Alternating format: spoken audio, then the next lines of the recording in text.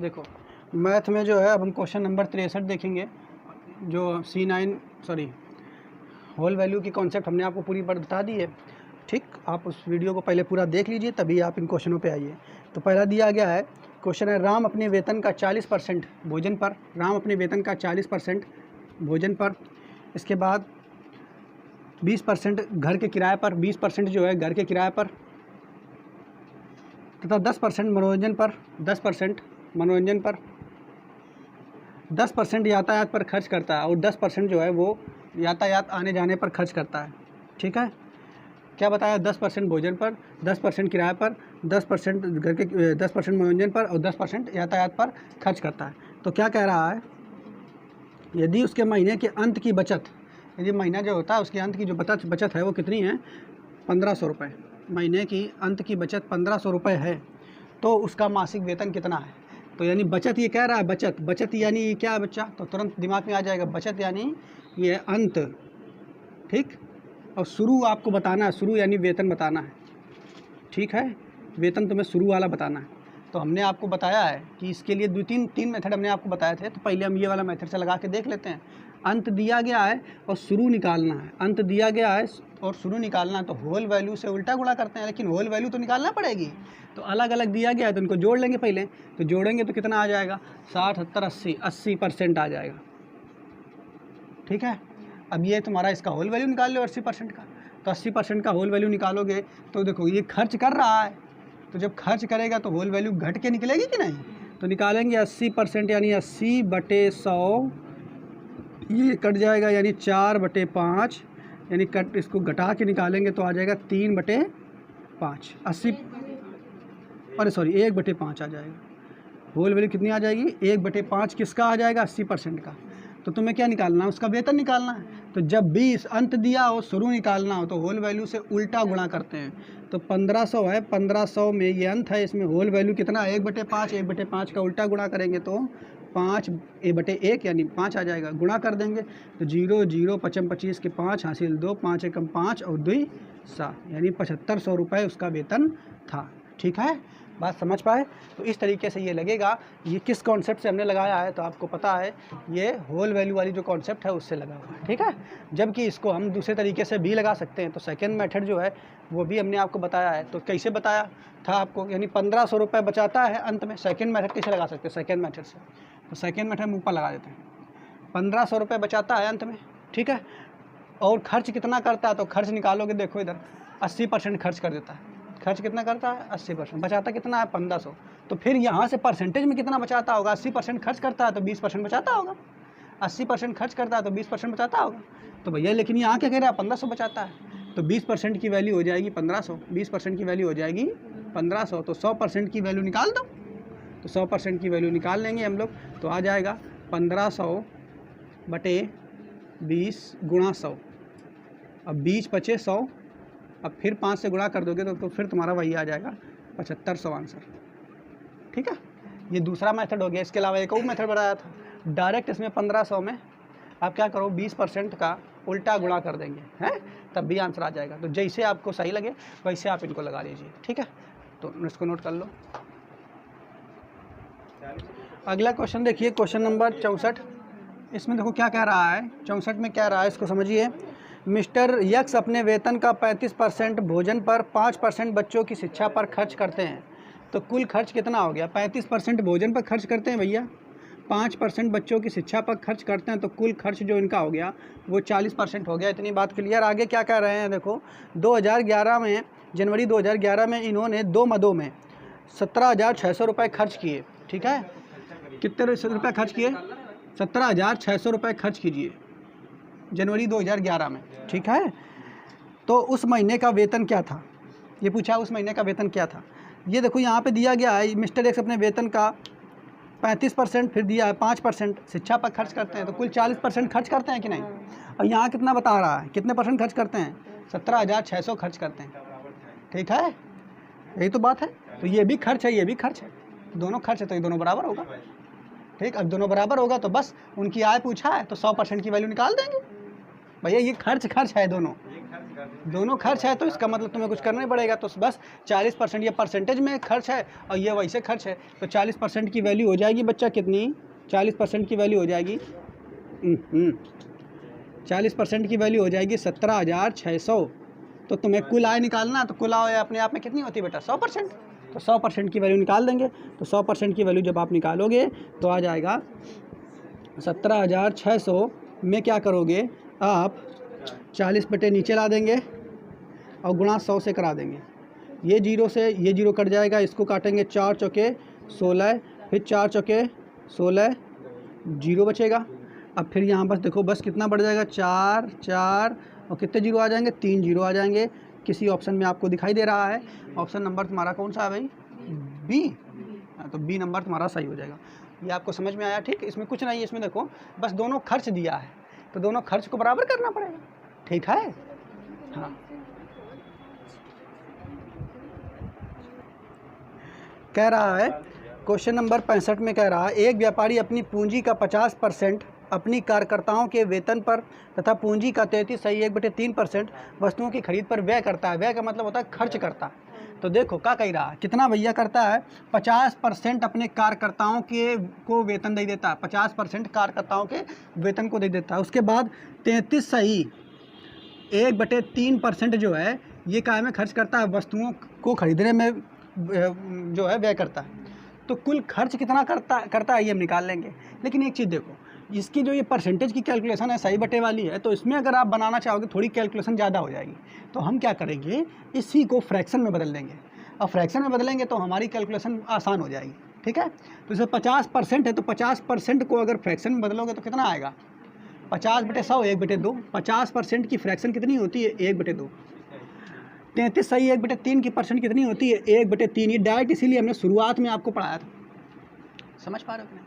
तो ये खर्च है, ये खर्च है, तो ये भी तो खर्च है, बात समझ पा रहे हो। तो कुल खर्च कितना हो गया, हम इसको ना जोड़ करके इसको जोड़ेंगे। अब ऐसे कर इसको भी सकते हो, कोई दिक्कत नहीं है, लेकिन हम इसको इसलिए करेंगे क्योंकि इसमें हमें कैलकुलेशन कम करनी पड़ेगी, समझ पा रहे हो कि नहीं। और क्या दिक्कत है, जब जहाँ ऐसा आपको दिमाग लगाना है कि जहाँ कम कैलकुलेशन करना पड़े, हमें सवाल करके आंसर निकालना है ना, वहाँ ऐसे थोड़ा है ना कि मेथड किसके द्वारा हमने लगाया दिखाना हो। तो आंसर निकालने के लिए जहाँ से आपको सुगमता पड़े वैसे आप उसको लगाओ। तो जब इसको जोड़ोगे तो देखो कितना हो जाएगा, 1/2 प्लस 1/3 जोड़ोगे तो कितना आ जाएगा, 3 2 5/6। यानी खर्च कितना करता है, 5/6 वो खर्च करता है, व्यय करता है। अच्छा एक चीज़ देखो, परसेंटेज में कोई वैल्यू जो 100 मानी जाती है, फ्रैक्शन में क्या मानी जाती है, 1। परसेंटेज में 100% होता है उसको 1 ही तो कहते हैं हम। तो अगर हमने ये फ्रैक्शन में मान निकाला है तो मतलब उसकी आय जो होगी फ्रैक्शन में कितनी होगी, 1। जबकि परसेंटेज में उसकी आय कितनी होगी, 100%। फ्रैक्शन में कितनी होगी, 1। बात नहीं समझ पा रहे हो कि नहीं। अब देखो क्वेश्चन में आ गया और क्या कहता है, यदि उसके पास 6,000 रुपये नगद बचे हैं, कितने रुपये बचे हैं, 6,000 रुपये नगद बचे हैं। लेकिन अगर तुम यहाँ से निकालो उसके पास कितने बचे होंगे फ्रैक्शन के रूप में, तो भैया 1 रुपया कमाई रहा है और इतना खर्चा कर देने से 5/6, तो इसको घटा के निकालेंगे तो कितना बचा होगा उसके पास, 1/6। तो बचा शेष कितना बचा है उसके पास, तो शेष अगर निकालोगे फ्रैक्शन के रूप में तो 1 में से 5/6 घटा दोगे तो बचा होगा 1/6 रुपया उसके पास बचा होगा। ये फ्रैक्शन के रूप में 1/6 रुपया उसके पास बचा होगा। लेकिन क्वेश्चन में क्या कह रहा है, क्वेश्चन में कह रहा है 1/6 नहीं बचा है, कह रहा है कितना बचा है उसके पास, 6,000 रुपये नगद बचे हैं, 6,000 रुपये नगद बचे हैं। तो ये फ्रैक्शन जो होगा बराबर हो जाएगा 6,000 के, हो जाएगा नहीं, ठीक। और तुम्हें बस 1 की वैल्यू निकालनी है, किसकी वैल्यू निकालनी है, 1 की। तो 1 की निकालोगे तो 6 का उधर गुणा हो जाएगा, 6 रंग 36, तो आ जाएगा 1 की वैल्यू निकालोगे तो कितना आ जाएगा, 36,000 रुपये। उम्मीद है आपको ये समझ में आया होगा, ठीक है। तो अच्छा क्वेश्चन नंबर है कौन सा, ये हमारा अगला है 66। एक व्यक्ति अपने वेतन का 5% जो है वेलफेयर सोसाइटी को दे देता है। 66वां क्वेश्चन है, ठीक है। 5% जो है वेलफेयर सोसाइटी को दे देता है, ठीक। एक कोई समुदाय उसको दे देता है, दान में दे देता है। उसके बाद फिर क्या करता है, 12% आरडी में जमा कर देता है, 12% जो है आरडी में जमा कर देता है, ठीक है। अब उसके पास 2,490 रुपये बचते हैं। तो भैया हमें पता है कितना खर्च कर दिया, अगर देखा जाए तो 5% दान दे दिया, 12% जमा कर दिया, तो ये मतलब उसके तीर से चले गए ना। तो जोड़ेंगे तो 17% जो है उसके खर्च हो जाते हैं, हम ऐसा समझ लेते हैं। तो अब जब इतने खर्च हो जाते हैं तो क्या कह रहा है, उसके पास अब कितने बचते हैं, 90 रुपये बचते हैं। कितने बचते हैं बच्चों? 2490 रुपये बचते हैं। तो देखो इधर, उसके पास 100% थे, हम ये समझ लेते हैं उसके पास 100% थे। 100% में 5% उसने दे दिया सोसाइटी को, 12% जमा करवा दिया आरडी में। तो कितने खर्च हो गए उसके? 17% खर्च हो गए। 17% खर्च हो गए तो बचे कितने उसके पास? 83%। घटाएंगे 100 में, 83% बचा। यहाँ तुम कह रहे हो 83% बचा, और यहाँ कह रहे हो 2490 बचा। यहाँ कह रहे हो 83% बचा, और यहाँ कह रहे हो 2490 बचा। तो दोनों चीज़ें एक ही है ना। तो बस बचा कितना इसके पास? 83% बचा। और यानी तुम कह रहे हो ना 83% थोड़ा बचो है, 2490 बचो है। कितना बचो है? 2490 बचो है।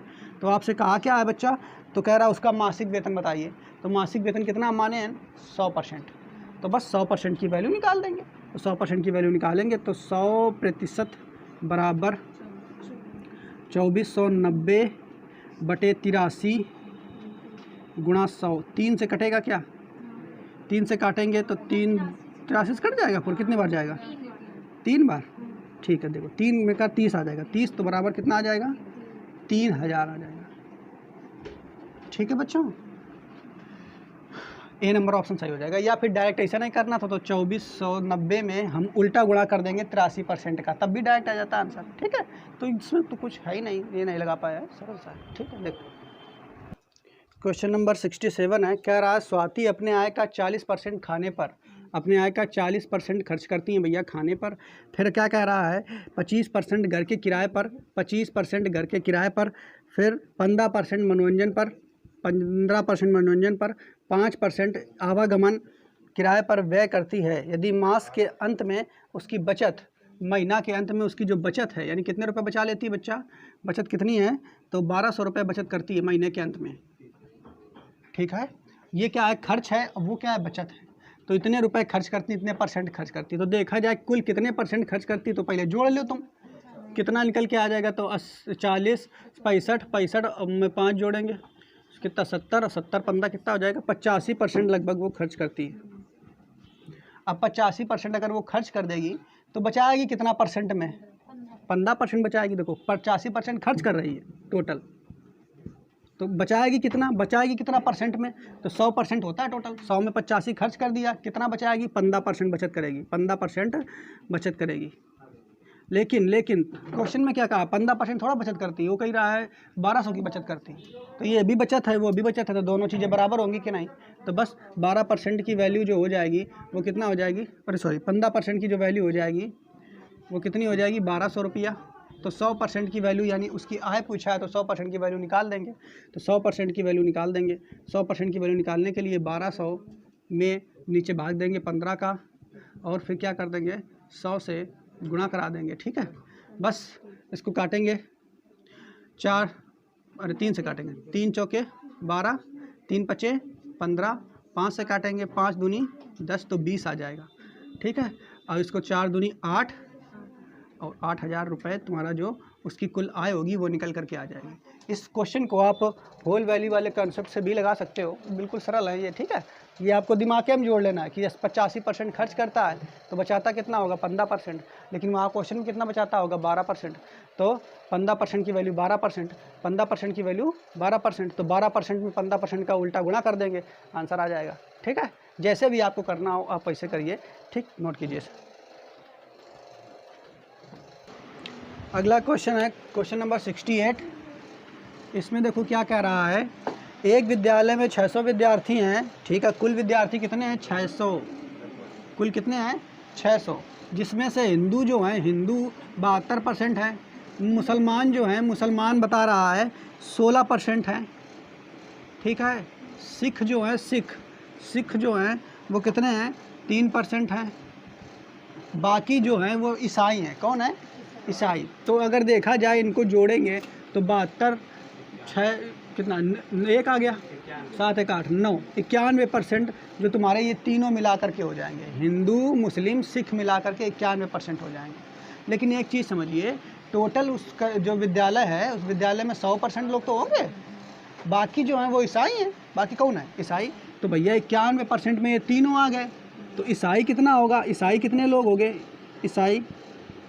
ईसाई तो 100 में से 91 घटा दे, 100% में से 91% घटा देंगे तो 9% जो हैं वो कौन है? ईसाई। 9% जो हैं वो ईसाई हैं। तो पूछा है कि ईसाई कितने हैं, तो आप देखो टोटल कितने थे? 600 विद्यार्थी हैं। तो 600 में कितने ईसाई हैं? तो 600 का तुम 9% निकाल दो। 600 का 9% निकालोगे, इतने ईसाई। तो 600 का 9% निकालोगे तो 600/9, 100 से 100 कट जाएगा, 0 से 0 कट जाएगा न, 6 का 54, तो 54 तुम्हारा आ जाएगा आंसर। तो ईसाई कितने हैं? 54, ऑप्शन नंबर सी में हो जाएगा। तो देखो ये जितने क्वेश्चन हमने पढ़ाए हैं अभी तक आपको, ठीक है, 68 तक, ठीक, ये सारे और सारे क्वेश्चन ऑन होल पर हैं, हमने आपको बताया था, ठीक है। तो इसको लगाने ऑन होल का जो हमने आपको तरीका भी बताया था कि भैया ऑन होने वाले जो क्वेश्चन हैं उनको आप होल वैल्यू की मेथड से ज़्यादा नहीं लगाओगे, क्योंकि होल वैल्यू के मेथड से वो कठिन पड़ जाएंगे। अब जो आगे हम क्वेश्चन पढ़ेंगे वो सारे के सारे क्वेश्चन होंगे ऑन रिमेनिंग पे, फिर ऑन पार्ट पे, ठीक है। तो 68 तक यहाँ तक आपके ख़त्म हो गए।